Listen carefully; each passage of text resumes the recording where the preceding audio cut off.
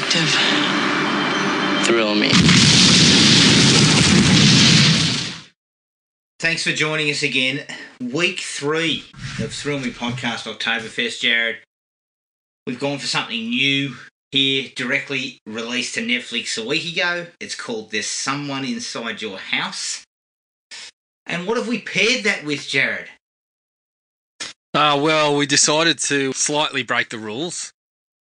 Much like the film, we'd heard a bit about this, probably aimed at people younger than ourselves. Much younger than ourselves. Yeah, much younger than ourselves. We've paired it with some White Claw hard seltzer, mate. Something that we'd seen plenty of hype for, but that, not to play our hand too early, that maybe might not be for us. But didn't quite live up to expectations, you think? Yeah. Because quite frankly, Jared, when I bought this, I was like, what the fuck is this? What have I become? Hey, look, there's some positives around. Free. There's some positives around the White Claw, and occasionally, I've had White Claw previously, and it has tasted okay, but leaves you a little wanting in some areas. Well, let me just lay some stats on you with the White Claw for all you workout machines that most likely listen to this podcast. 95 calories a can, natural flavours, 2 grams of carbs, it's gluten-free. It's perfect. So of course, if you were one of the high school jocks from this movie, you'd be asking, "Where's the White Claw?" Because I'm pairing the White Claw with the cocaine. Yeah, I'm in a shredding phase, and it needs to be natural and gluten free. Does anyone happen to have any pills and powder, by the way? Yeah, this isn't the only thing I'm doing. Yeah, that's right. It's not the only way I'm getting shredded. Fuck, what are you talking about? You know what, Jared? This will keep my schoolgirl figure so I can have a couple.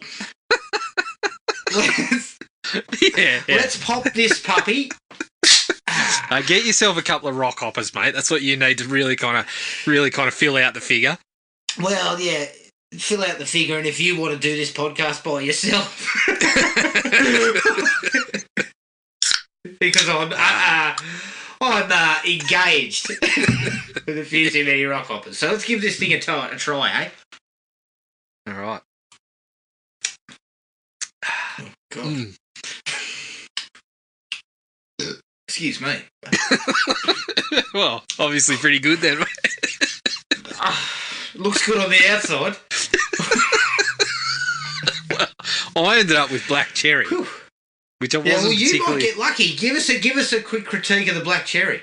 Yeah, look, the black cherry's not too bad. I wasn't sure what I was in for there, but it's not too bad. The urine. The urine. The watermelon is. Again, I spoke out of turn there. The watermelon is pretty average, unfortunately. Yeah. But similar look, to the film. Stop me from smashing it down while we're done. Similar to the film, you get a little bit of character, but it's a little lacking beyond that. Well, look, it's got pedigree, looks great from the outside, but once you dig into it, got some problems. But I will put away a couple of these while we talk. Now, of course you will. We've got a bumper episode. Before we get into it, let's talk a bit of news, Jared. A couple of pieces of news that we would most certainly be interested in. The Friday the 13th lawsuit was finalised, I believe, and Victor Miller did win. Yes, Victor Miller won. Well, I believe it was just the decision was upheld. US rights, is that right? Yeah, US rights. So Yasin Voorhees is still there for the taking, but I think there is still the option to go to take it to the Supreme Court, I believe, but basically everyone said they wouldn't even look at it, so they won't bother. So to me, it suggests that it's time to cut a deal, or we're going to be fucking screwed. Well, the counter would be: is it time for Victor Miller to basically send Cunningham packing? Well, this is the thing. Been upheld. He now owns the rights to Friday the 13th. But he doesn't own the rights to, like... Me? I don't believe he owns the rights to, like, the grey area is around the adult Jason, the mask. Obviously, the mask didn't come into it till part 3, so he doesn't own that. Well, so it's sort of up in the air. Wouldn't the argument have been made that he owns Jason Voorhees because Jason Voorhees was in the first film and he wrote that? Doesn't matter what came later. Jason Voorhees is the character itself. Yeah, but I believe some of the traits of the character and this and that. Like, I did read a bit of Larry Zerner's work on Twitter again, sort of breaking down bits and pieces. But as far as I can tell, look. So from Victor Miller's angle, all he's looking for is a little bit of, as you said, he just wants to wet the beak a little bit. He's an older man. He's getting on. But he's got kids that he wants to make sure are financially sorted. Mm. And his feeling is that, well, you hired me to write this piece and you've been living off it for how long? Why haven't I? Which to me is sort of fair enough, really.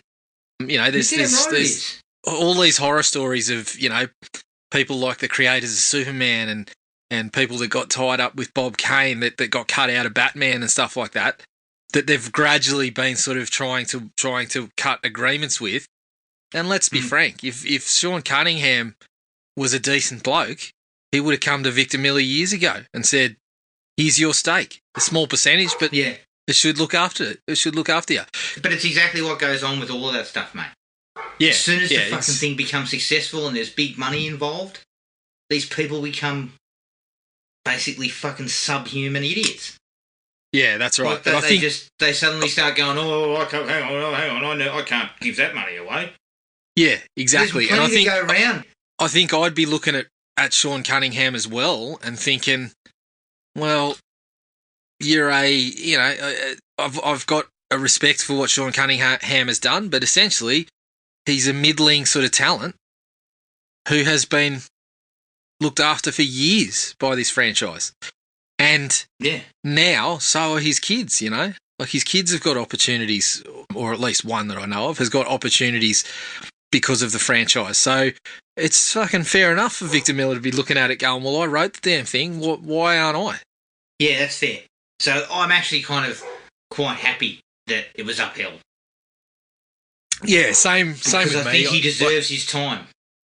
That's right. And initially, when I first heard about it, I was sort of like, oh, he's just trying to get on the gravy train, and was kind of like, I hope he goes away. But the more I've looked at it and the more I've learnt about some of these other cases and things like that, I feel like, no, it's fair enough. I think he should be given a cut. And if Cunningham would just come to the party and say, here's your slice, there's still enough for everyone, let's go. You know what? They wouldn't have even had to go to court if Cunningham was smart.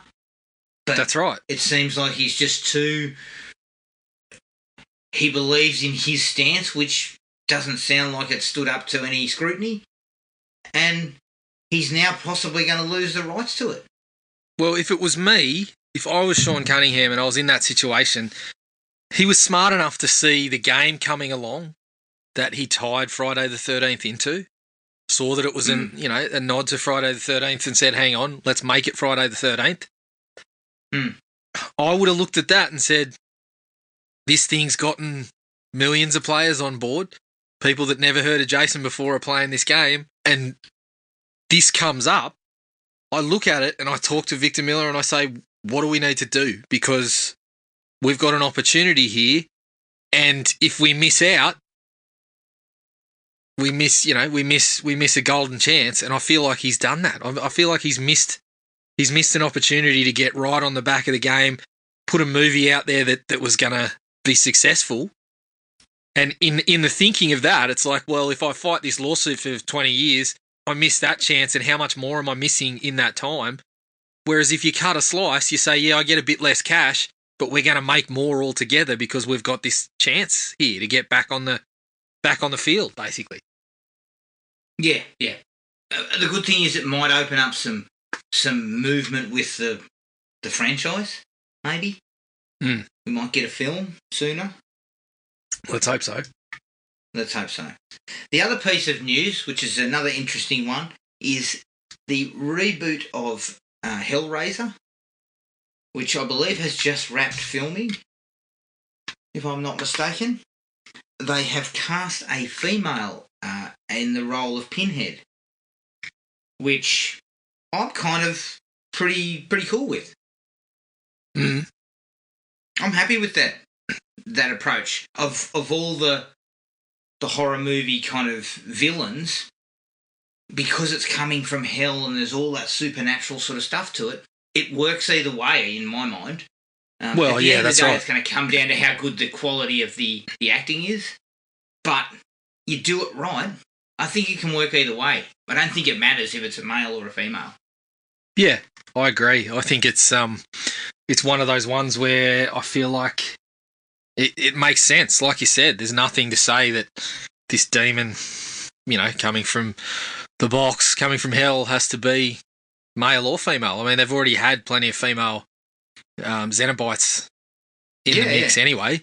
So yeah, I'm totally okay with that. I mean, when we sort of briefly mentioned it, we're in this period now where I feel like sometimes the whole gender swapping thing is almost just for the headline to say, look, we did it, without actually any kind of, I don't know, any big thought behind it other than, this is what everyone wants now. But sometimes I feel like, that makes sense and that works. There's, and this is one of those cases where it's like, it can certainly fit that mythology that's been put in there without any sort of issues. Yeah. I believe the actress's name is Jamie Clayton. I don't know a lot about her, but at the end of the day, I'm definitely prepared to see what this reboot brings, and I see no issues with taking it in that direction if that's the way you want to go. Yeah. So for me, I'm comfortable with that approach. Yeah. All right, that's the news. Let's take a break. Here's the trailer for 2021's There's Someone Inside Your House. Look, it's pretty obvious here.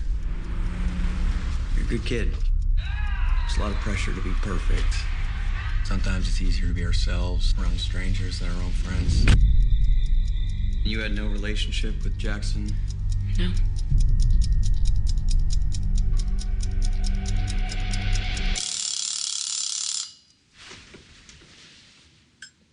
The fuck?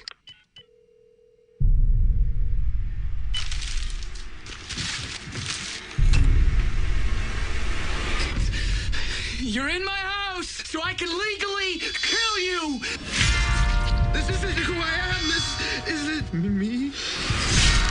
Seems the killer wore a mask with the victim's face and was intent on exposing intimate information. Jackson Pace took a knee on the field of life. Hope they're serving Fireball up in paradise, brother. Now I want to die. Doesn't make sense, Why would the killer go after Jackson? He had secrets. Careful out there, friend. Crazy people in this town. I have a secret. I accidentally ran over a hitchhiker and dumped his body into the ocean. Is that bad? I just want to live. Shit, there's someone wearing Rodrigo's face! You guys just are who you are. I don't want to die. You don't have any secrets. I just want to live. I don't want to die. You can't hide anything anymore. Makani, I know who you are. Whatever little game this is, I don't want to die. whatever you think you know, you don't know shit! I just want to live. You know my secret.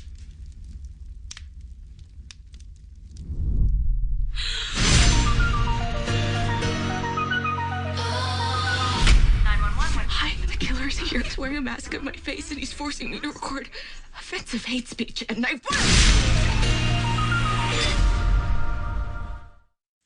There's Someone Inside Your House, directed by Patrick Bryce, who directed Creep. It's produced by Michael Clear, who produced Mortal Kombat, Dan Cohen, who produced Free Guy, Sean Levy, who produced Arrival, and James Wan, who produced Malignant.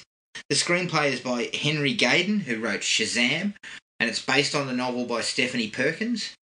It stars Sidney Parker's Makani Young, Theodore Pellerin as Ollie Larson, Aisha Cooper as Alex Crisp, and Dale Wibley as Zach Stanford. I don't have details about budget, and there's no box office because it's obviously going directly to Netflix. And the only trivia that was in there was that it is based on the novel, the 2017 novel by Stephanie Perkins, which I have actually read as well. So hopefully I'll be able to sort of bring a little bit of that to the table. All right. I'm going to come straight out and say there's a couple of really effective sequences at the start. And within the first 20 minutes, I was sitting there thinking, we're on to a real winner here.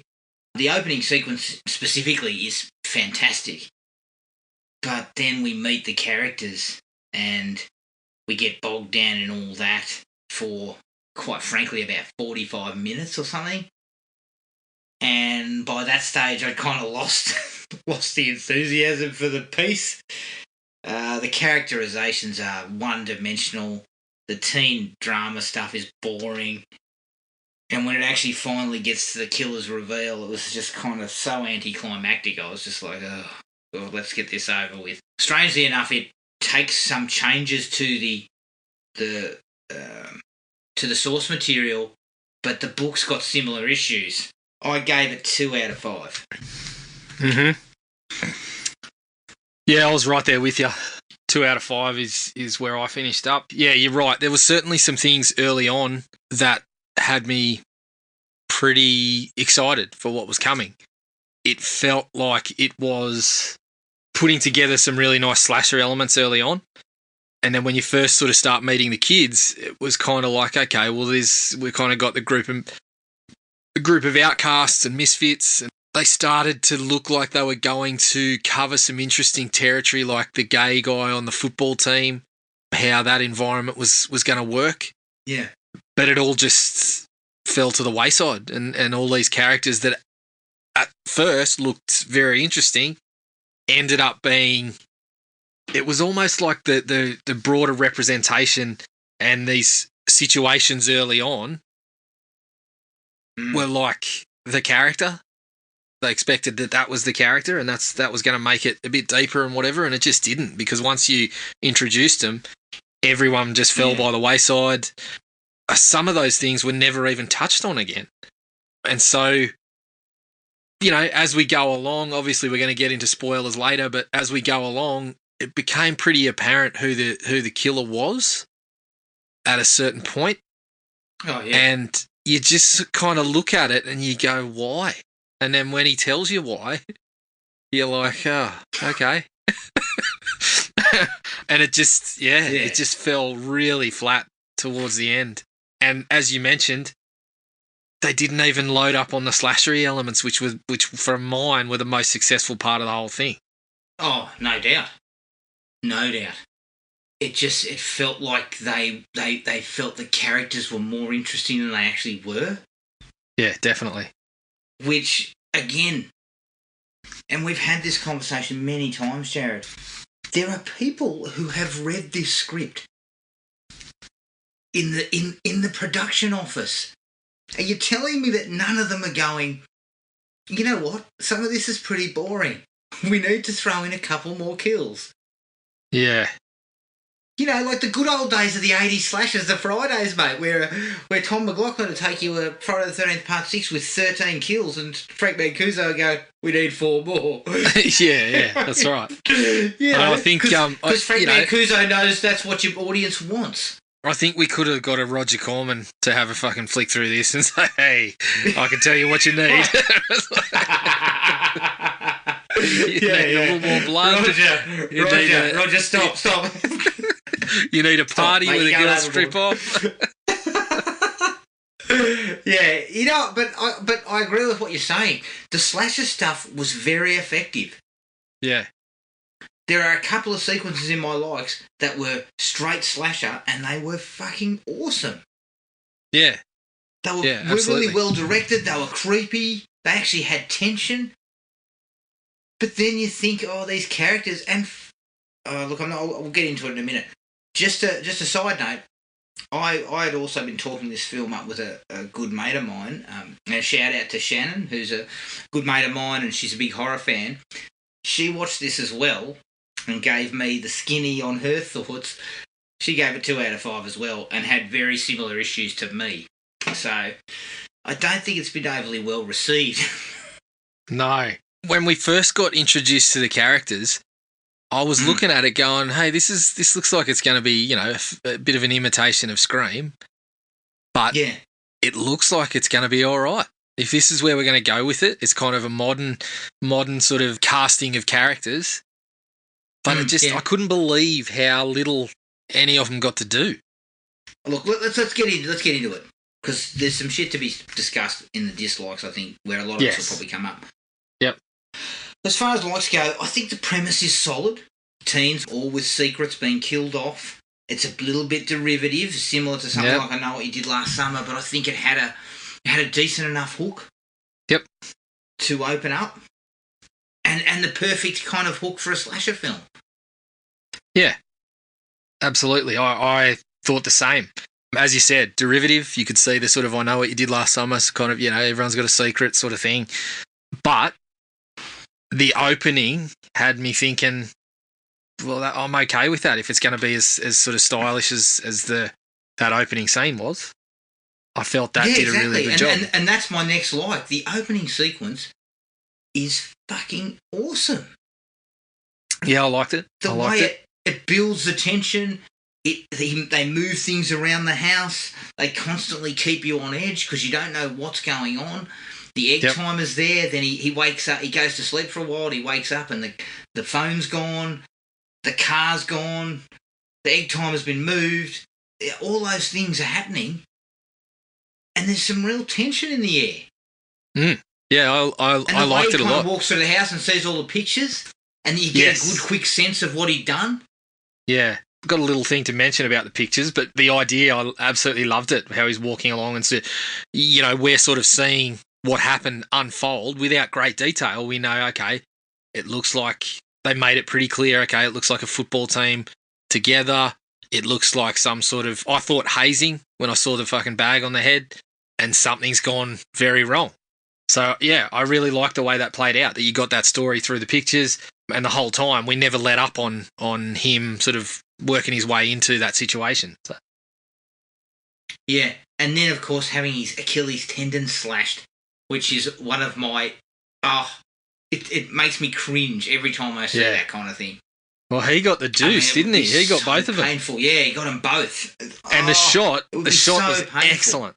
I love the shot, walk-in closet, from the first, roof. And then you see you just see it from the knife come on out. top, and their fucking hand with the knife just comes out. That looked excellent. Yeah. And so I really dug all that stuff. And then sending the video to everybody is one last sort of pushing it out there again that this is why this guy got what he deserved. Yeah. I dug on that. The whole lot of that was just fantastic, and it led into the opening credits, and I was just like, this seems like it could be pretty good. Mm. And then we followed that up with another 2 sequences that I really liked. I really liked the bit with the grandmother and the utensils hanging from her door because of her sleepwalking, and they used that a couple of times, and they used it in that opening sequence where she was walking around and you thought she was being stalked as well, and then she turns around and there's a really good jump scare where the grandmother's behind her. Yeah. Really awesome scene. Yeah, I thought that opened up pretty well, that idea again. Yeah. Something different, but it worked. And then we follow up with the girl in the church. Yeah. Which was again, excellent. I liked it. The whole thing with her calling him, and sending him a text, thinking he's up in the rafters cleaning up. Yes. And she sends him a text and he goes, I wasn't able to make it. And then you realise it's the killer. Mm. And I kind of dug on the masks that he was wearing. I thought the masks was a good idea. The wearing the mask of the person that he's killing I thought that was an excellent idea. And prior to that, I actually liked the way they set that girl up too. I like the way that they kind of put the characters together in the cafeteria where they're all together. We're getting a little bit about them. You can see that they're isolated from the popular group. We get a little bit about their kind of social standing. We get a little bit about what each person is like, sort of. And I thought that this is setting things up really well. That girl that ends up getting killed in the church, I thought that was quite amusing in the way that she's, putting herself out there as one thing, and then, you hear her podcast and it's kind of like, yeah, well, that makes sense. All that sort of... Yeah, exactly. That was all kind of lining up and it was all looking pretty good. And my favourite part of that was when she's on the phone to 911 and he just fucking... from behind the stall, just rams it. Yeah, that was. So he puts the knife through the front, then he comes from the back and jams her onto it. I thought that was really cool. At that point, I thought, yeah, we're onto a winner here. And it wasn't long after that I started to realise that we weren't. Rodrigo, the bloke killed at the party, I thought that was handy. It was gory. The nice little throat slash. I've got a dislike to the whole thing, but overall I kind of was pretty happy with it. I like the use of the stun gun, so I was pretty happy with that. I felt the best sequences in the film was where the killer attacks her in her home. Yeah, that wasn't bad. Building tension by moving things around. You hear the bells on the door, Mum's door go, Grandma's door go, but she's not there. And that shot where she's walking into the room and she sees something on the ground and there's a window behind her and she bends down to pick it up and he's standing in the window looking at her. Yeah, that was cool. Really cool shot, really creepy. And that whole sequence plays out really, really well. Yeah, I quite like that as well. Especially that shot that you mentioned where he's at the window. And that's just one of those things where it's hard to do those anymore because we've seen so many variations of that to get one like that where you kind of look at it and go, oh, shit, yeah, I like it. Yeah, lovely work. Like, really, really well shot. And, look, I'll probably give the director a bit of a pat on the back. I think he produces some pretty striking shots and shoots the film pretty well overall. Yeah, at those times, definitely. There was one notable exception to that I'll be mentioning, but I'm getting to. Yeah, I would agree. I thought for those portions of it, it was definitely a pretty good job. The corn maze, it's a fantastic location. Yep, like fantastic. I haven't seen that in a lot of films recently, and it would work. It works for that creepy vibe. Yeah, it's fits with the setting that they'd put together, and yeah, you can imagine it could work. Didn't quite always in this one, but yeah, I was the same. I thought, yeah, there's something here as well. When they first sort of suggested that that's where like the finale was going to be, I thought we were onto something there. Yeah, agreed.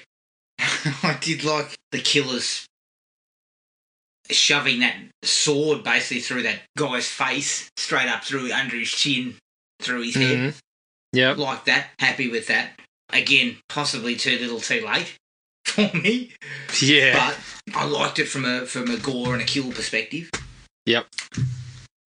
And my only other like, Jared, was I had to chuckle when the killer remonstrates about how it takes so fucking long to make those 3D masks.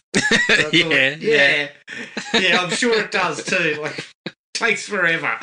Yeah, I've done a little bit of 3D printing. It's not a quick process, but I found that to be rather amusing, kind of meta.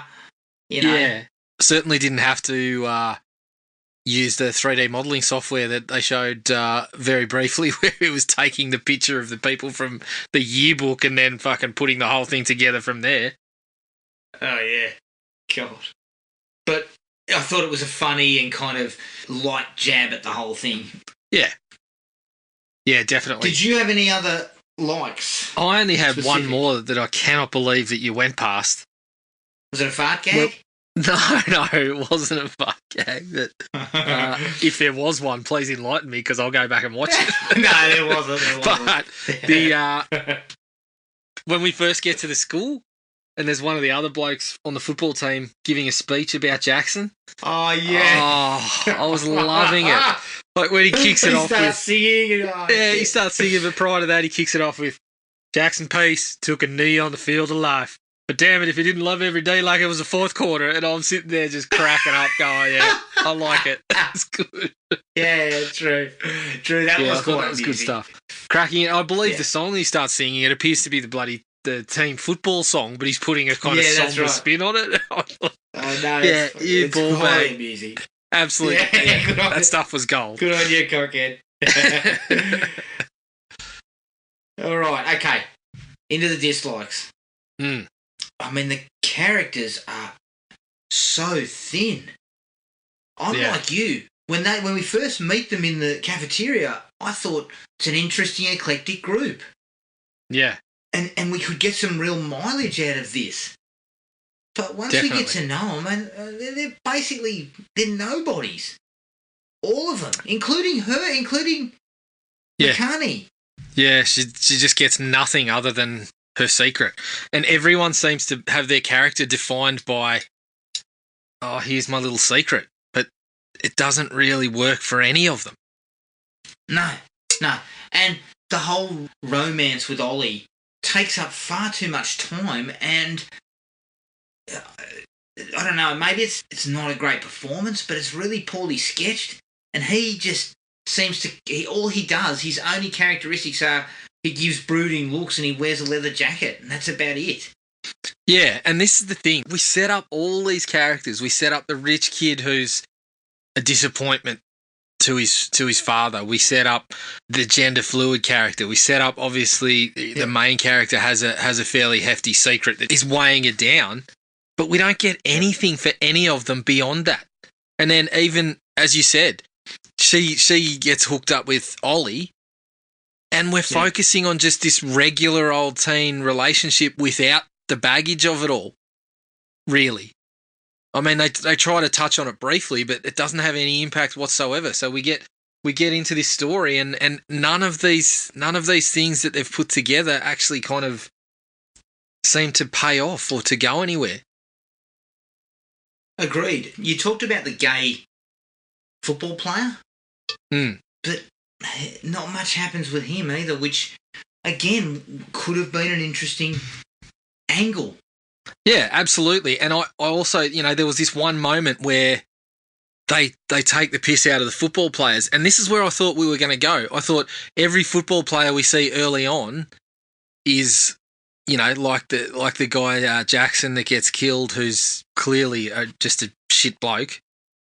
The guy that starts, the guy that's got such little self-awareness that he starts saying the things like he took a knee on the field of life and all this sort of stuff. But then, what's his name? Caleb, I think it is, the gay footballer. I thought there was a point where he says to one of the group, well, he says something like, well, thinking that way about the football players makes you as stereotypical as them or something. Yeah. And I thought, okay, here we go. Well, we're going to get into his story a little bit and start to flesh it out in a little more colour and see what's going on there. And I thought we were going to get a different view of some of the football players, but no, it's just the same. We get Caleb, who's different. Every other football player we see in the movie is a meathead with no fucking brains, and so in that opening scene, that's kind of just an example of what happens with almost everyone. We get this little hint of some really interesting development and some really interesting background for their character that then just doesn't go anywhere with anybody. Correct. And it really bogs the film down, yet nothing's really being resolved. No. The film is, from about the 25-minute mark to over the hour mark, not a lot occurs. Not a lot is brought forward with characters and their development.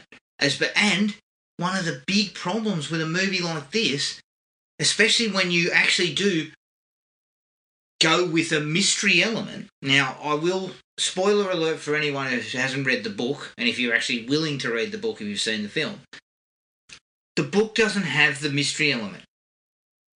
It's just some random guy. It's really fucking disappointing.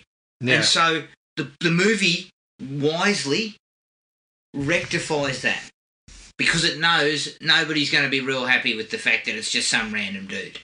Right? So it needs to be a character that we know. Fine. But you also don't give any red herrings of any substance. So none of the characters, the only one who you think it could possibly be is Ollie. But do we? Because he's got a stun gun in his car. Yeah, I know, but the whole time, everyone's calling him, you're a sociopath. You dress like a school shooter and all this sort of shit. And every time we look over the cafeteria and see him kind of sitting there brooding, we're like, it's not him. It's not him. we look at it and you go, it cannot be him because he's the only one you've pointed a finger at through the whole movie, and you haven't sort of sent us through any hoops to sort of twist us up and say, oh, maybe it's not him, and then go, bam, yeah, it is him. Like, we just look at him the whole time going, no, it's not him.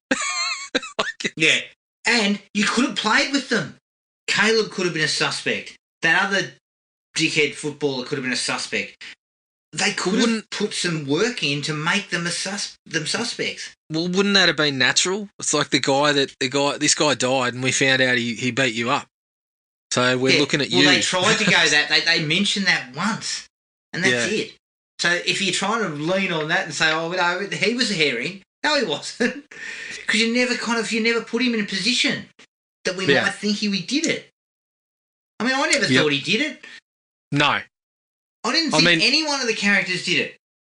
No, that's right. Thing. Well, I was sitting there thinking, well, is it really a mystery? Well, as we kind of sort of mentioned, this was another one of my dislikes that's feeding into the same thing that now that we've sort of mentioned Ollie and how they kind of poorly sketched out that red herring. It started to go. I mean, I think it was about the halfway mark where I was looking at things and I was like, yeah, I'm not really sure who it is because there doesn't seem to be anyone they're putting out there in any way other than Ollie. But I'm not buying that. So I had a bit of a look at it and I just thought, I think it's Zach. And that was kind of what I was looking at. But I was sitting there going, I don't really know why yet. You know, I thought, okay, well, we're obviously going to go into that. But I just couldn't kind of shake the feeling. The things that fed into it were, you know, he was the one that kind of put the party together, looking at who was around in particular situations and the way that they kind of it just sort of moved towards that direction for me. It kind of could only have been him. Well, yeah, there was a couple of things where I looked at it and I thought it really did only seem to fit him. But when they finally get there, his explanation was such a disappointment. I mean, I think you look at what they're going for and he's saying we're all wearing masks. You're all not who you say you are, essentially. And I got that to a point, but there was nothing done prior to that to really have it mean anything when it came out at the end. Yeah. It doesn't stand up to any scrutiny. Like when you're looking at it and he gives us this, you know, let's face it, pretty fucking lackluster explanation as to why he did it.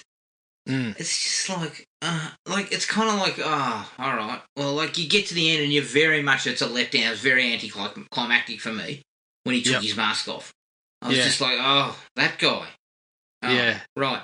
We talk about these things all the time, and you know, I've spoken about Scream and movies like that get this sort of thing right. But the key to all of this is you put a herring out there, but then what you do is you give us a little bait and switch, and you give us a sequence that says, no, it couldn't have been them because of this.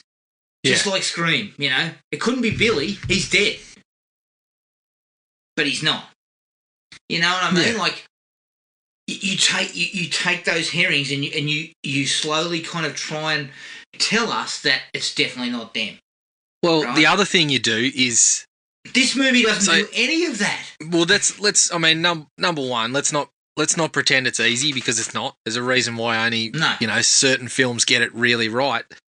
Correct. But it's not easy. The issue with this one for me was, okay, you've set up this one red herring, but you never give us any reason why it could possibly be somebody else. There's never anything. Like with Scream, they start talking about Sydney's dad's phone, and the calls are coming from that phone. And they start talking Randy's about, a potential suspect. Randy's a potential suspect. We see the sheriff put out his cigarette butt with the same shoes that the killer appears to be wearing. There's all these things that make you look at it and say, well, it could be somebody else. And obviously, looking at that now, they also had the two killers to have a killer around when the other one was around, or something like that. Yeah. Like they had that kind of advantage going for it as well. Yeah. But this one didn't give you any reason that anyone else could be doing it, other than, oh, well, everyone's got a secret and it's got to come out. They didn't give you a hint that it might be this person because they've done this, or it might be that person because they had the same, The only one that they did it to was Ollie with the stun gun. Yeah. And again, by that point you're going, no, it's not him. Like by that point, fucking minute one, I was like, it's not him. Yeah, of course. This is definitely not him.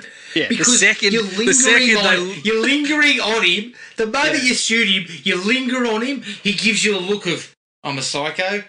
Yeah. And I just thought, no way. Yeah. It's not him. It could not be him. No. And exactly. the other problem, Jared, though, is it just took a little bit of, I think it just would have taken a little bit more flesh to say, well, that guy who gave the speech, the footballer who gave the speech, he wanted to be the captain, or he wanted to be the quarterback or something. So there's a reason and a motive that he might have done it. With Zach's motivation, like, I look at it and I say, well, something like that could have worked if only you'd gone, like, we come up with this, like, political kind of angle that he comes out with, that I'm sick of apologising for being privileged and all this sort of stuff, which I don't think in itself is necessarily such a bad idea. I think it probably needed a little bit more workshopping, perhaps. But as we spoke about, all of that stuff you put into play about classes and people who are mistreated, and people whose, when you look at it, people whose families might have obvious political affiliations or leanings and whatever, that all went out the window as soon as we left the cafeteria. It was all just gone, except for, okay, and again, here's why you're looking at it going, well, this is why we're leaning in that direction. He gets his car sprayed. He gets into it with his dad outside the police station. Other than that, all of that political stuff just gets left behind. So when you come back to that as the motivation, it's like, oh, you can't help but look at it as anything other than the missed opportunity. Yeah.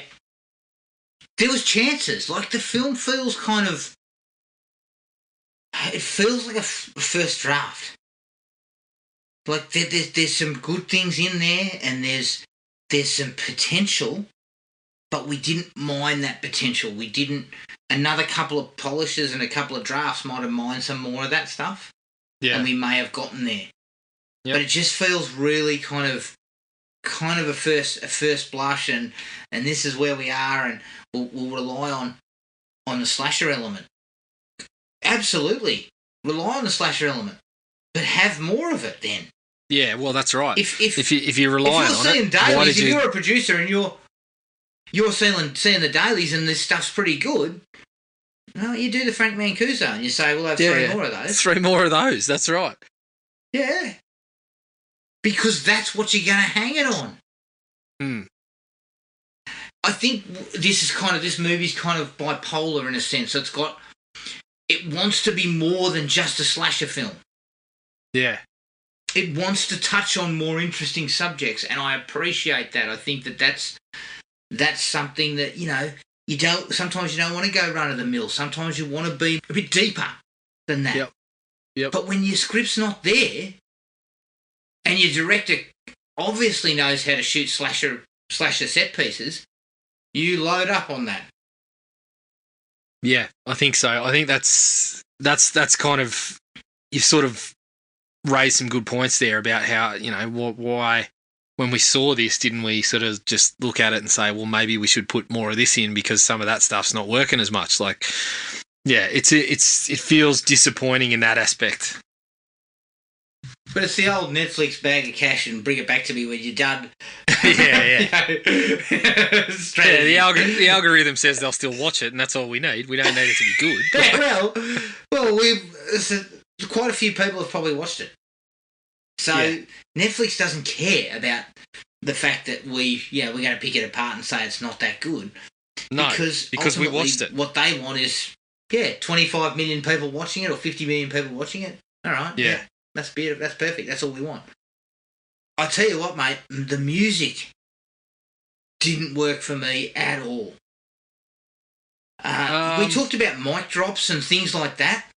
Yeah, in needle Fear drops. Street. Yep. And they were needle dropping left and right here. And I didn't feel the music was that good anyway. Like, it didn't fit. Look, I didn't mind some of those songs.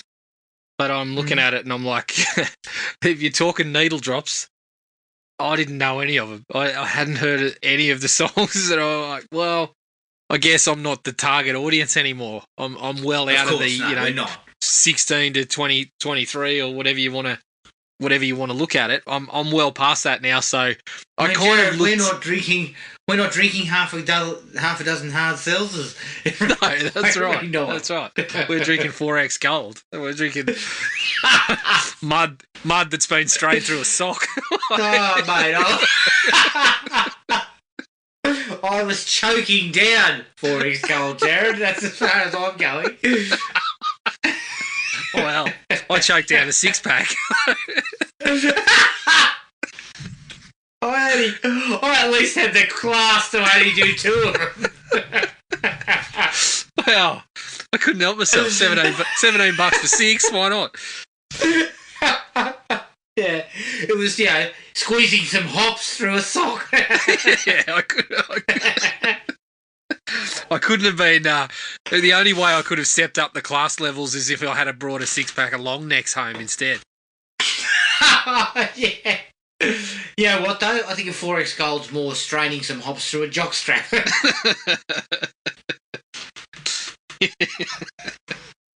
Oh dear! Look, I shouldn't kick it too much because I can't say I didn't enjoy a couple of beers that evening. You were disappointed? No. But you know what though? I've been a 4X Gold drinker on quite a few occasions. So yeah I probably love kick it. As I said, I'm a cretin though. That's right. When someone else is drunk in all your clubs, you're wide open to a 4X Gold. Oh, definitely. I'll drink anything. Yeah. Now, no, so the music didn't work for me. Yeah, it didn't feel right. It didn't feel like it fit. I can take your point on that one. I certainly didn't think it was a strong point. No. Now, although I enjoyed the sequence of Rodrigo being killed, I just find the party to be a really strange place to produce this. Like, wouldn't you? Like, it seems risky. If I'm the killer, it seems risky. The first thing I'm thinking is somebody clearly says, "Hey, someone's wearing Rodrigo's face," or something like that. And then that person wearing the face goes wading through about 30 people. The first thing I'm thinking is, let's get him. Everyone, hold on. Like, there's no way, it's just, That He's not killing 50 of us. Yeah. That did kind of, that was on the nose. And it also the party led... kind of clears out suddenly. Yeah, well, as soon everyone as they see him with a face on. Yeah. And I'm thinking to Whereas myself, what I'm doing, Jared, is pulling out another seltzer and go, yeah. nailing it over in the corner. Yeah, someone's wearing Rodrigo's face. Excellent. Where's the White Claw? Like, it's just. I had 6 Canadian clubs. Does anyone know where they are? Yeah, I think the bloke with Rodrigo's face has got him. Like, let's tackle him and check his pocket. And that was honestly that was the first point. That was the first point where it was leading to Zach, because he his party and he throws the party. He has that bit where he says to him, "Oh, what better way than to get our secrets all out in the open?" And it's just, I don't know. That was the first point where I was looking at it, going, "Oh, it might be this might be where it's headed." But I agreed. I just felt like, and not only that, but everyone else seems to get free and clear of the house pretty easily. But Rodrigo is the only one that doesn't. And I'm like, well, shit. If you're ever gonna get away, it's in a crowd of fucking 50 people or whatever it was, isn't it? Yeah. But it seemed really weird because everyone just clears out suddenly and the place is a ghost town. Yes. And Rodrigo's then killed out in the open. And everyone's gone. Yeah, it seems really convenient. Judging by the amount of what I thought was beers, but I now know was White Claws floating in the fountain there. There's no way that place should have been cleared out so quickly. Someone should have been passed out on the lawn. Let me tell you something. The entire football team is still rooting around looking for beers. They are not clearing out. Yeah. Someone's. I can tell you, someone's poking their head out from behind a shrub, going, "Is the killer gone yet? Because I'm still thirsty." Yeah, they're also looking for powder and pills. Definitely not leaving the premises until they have cleared the joint. That's right. Yeah, I agree totally. When we actually find out what McCartney actually did, stop laughing. Sorry. It's serious. It's nasty because someone gets pushed into a bonfire. It's fucking serious. I mean, it ruined her life. She had to change her name. What are you laughing for? It was the way it was presented. Yeah, it was a laugher. The idea is fine, that they were being hazed and they were drunk and, she accidentally pushed her friend and she tripped and fell into the bonfire. Yeah. So, the idea is she's had to live with this. She was charged, but it was all because of the ramifications of the people there. The other, were they cheerleaders or swimmers? Yeah, it was like it was a swim team or the swimming hazing's pretty hard. Yeah, bloody oath. Shit. But the whole sequence, the way it's shot, it's laughable. Yeah, I was laughing. I too laughed. She gets up, she's drunk, she turns around, she walks over to her friend and goes, "Oh, we need to do this," and the girl pushes her, "Get away from me," and she just gives her a shove. Yeah, just straight into it. It goes fucking straight into the fire. I mean, you get stuck into me for laughing at the kid getting run over with the steamroller in Maximum Overdrive, and it appears that you have found your equivalent. Someone getting pushed and very badly burned in a bonfire, and you're sitting there laughing. I know. I shouldn't laugh. Laughing your head off. It just looks so bad. Yeah, it was so badly done. It was shocking. You needed to sell that. It was a real important part of the film. Well, we needed to sell what she'd done. The thing for me is how bad it was. The hazing stuff felt like it should have had way more impact, because when she explains it and the flashbacks going on, personally, I think it needed to just get a little bit nastier to start with. Yeah. I mean, like the girls making them just fucking guzzle alcohol down there, and it needed to come across as a little bit fucking harrowing. But as you said, we get in there, and it came across to me like I don't know, like a scene that. We've had a couple of beers, and I've accidentally pushed you into the fire. No, it came across. It came across like a scene out of when you or I would be playing Red Dead Redemption 2, Adam, and someone would be. This is what it felt like. Someone would be walking past you, and they go, "What are you looking at?" And then you go, "Boom," and just shoot them. That's kind of what the sequence played out like. She kind of bumped into a friend, and her friend's like, "Oh, get away from me!" Just straight into the fire. It was horrendous. It was horrendous. It was. It was terrible. the worst shot sequence of the lot. Yeah, and it's definitely. like you're trying to sell the harrowing experience that she went through, right? Yeah. And how badly this has affected her, but yet I laughed. Yeah, so I mean, did maybe I. I'm a prick of a bloke. No, I laughed. But I guess that's no measure. 90% of Adam. people who would have watched it, you laugh at fucking anything when someone's badly injured. Yes, of course I will. But you had to sell it, and the way I see it is exactly what you said. It needed to be over the top, like the hazing needed to be super over the top. Yeah, you know, to the point of like physical violence and stuff. Let me tell you, if they were pouring alcohol down my throat like that, it would have been harrowing. You'd have seen me in the fetal position going. You know what? My first response would have been, "I'm off the team." I'm immediately off the team. I can't handle this bullshit. I think I would have accidentally knocked someone into the fire whilst I was, charging over to the bush to fucking heave my guts out. It wouldn't have been a kind of, "What are you looking at?" situation. Yeah. It was a fucking accident. I was just running past to go and bloody roost in the bushes.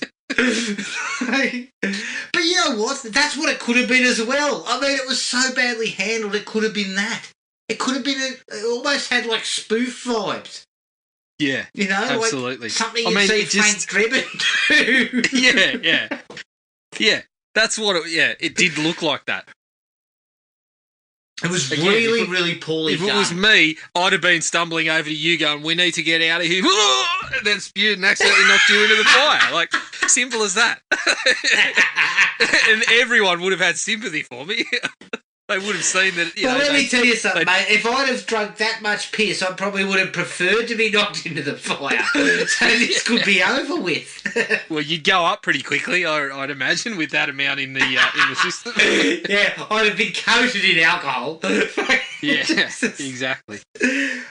But they spend all that time trying to sort of teasing out that what her issue was. But then when we get to it, it's just so laughable that it's, again, the anticlimax of it all was just like, oh, God. Yeah. Like, it was so lame. And it actually had a little bit of it kind of reminded me of what the footballer had done. Well, that's the thing. Because that was kind of looking at it stuff as well.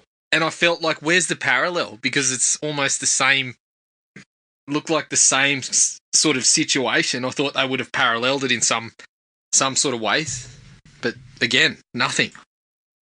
Yeah, it just kind of felt it was really poorly handled. And speaking of poorly handled, Jared, the corn maze, what a waste! What a waste of a location for a slasher, killing people off one by one. Like, that would have been so cool. Yeah, I thought it would have been. Even when it was on fire, it would have looked really awesome. Yeah, I think it could have been used to better effect. I felt like they were going to. One good shot. Well, I felt like they were going to use the killer in there, slipping in and out of the, out of the rows or something like. But no, nothing. No, didn't even use it. And there's only one really good shot there, and it's from behind the killer as he's walking up, and he just keeps walking and goes straight into the corn, like just disappears. It's a really nice shot because they're coming up behind him. Well, that's right, and that's kind of what that's what set up the expectation that this could be pretty good. Yeah, they don't use it at all. No. And fuck, if you're going to drive your car through a corn maze, Are you not likely to run over a few people? Well, there was always a chance of that, wasn't there? Yeah, I mean, oh shit. I'll worry about them later. Yeah, was that corn? That didn't sound like it, but look, it was a big cob of corn. It was a big cob of corn that went when we ran over it. It spoke, it yelled out and said, "Help me!" But fuck, it wasn't a human. Oh shit! Oh god! And then basically to sum it all up and to finalise it for me was just Zach's reveal just was so kind of limp. It just didn't crackle with any energy. Like I didn't feel excited. Oh shit! It was him. No, it that's just kind of happened. That's right. It's that was thoroughly disappointing. And by that stage, I'd kind of given up on it. You checked out already? Oh yeah, I was kind of like, "This. When is this going to be over?" Yeah, like, I was a bit the same. By that stage, I was kind of out of it because the film had not gripped me enough. Like, and I was sort of longing for that first 20 minutes. Yeah, absolutely. I was in the same boat. I felt exactly like the same. We hadn't seen anything decent in that time that we'd had, and it was probably another hour. So an hour and 5 minutes had gone past, and I was just pining for that first 20. I was just like, oh god. And so when he's actually revealed as the killer, I was just like, oh shit, all right. Yeah, okay. Yeah, Do you have any other dislikes, mate? I did have one. I forgot to mention it when we spoke about it. Was really the only thing I didn't necessarily like about the opening stretch. Yeah. The photos. When you stop and have a look at them, they're shot like they were taken from a movie sequence.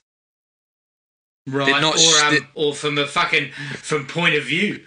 Yeah, well, you see the pictures of him beating on the guy are shot like a movie where someone would, like a Fight Club kind of sequence where you would have someone on the ground and they'd be punching his face and you'd get the shot of the person from down low looking up. That's what it looked like. And then the shot of him on the ground, again, looked like a staged shot.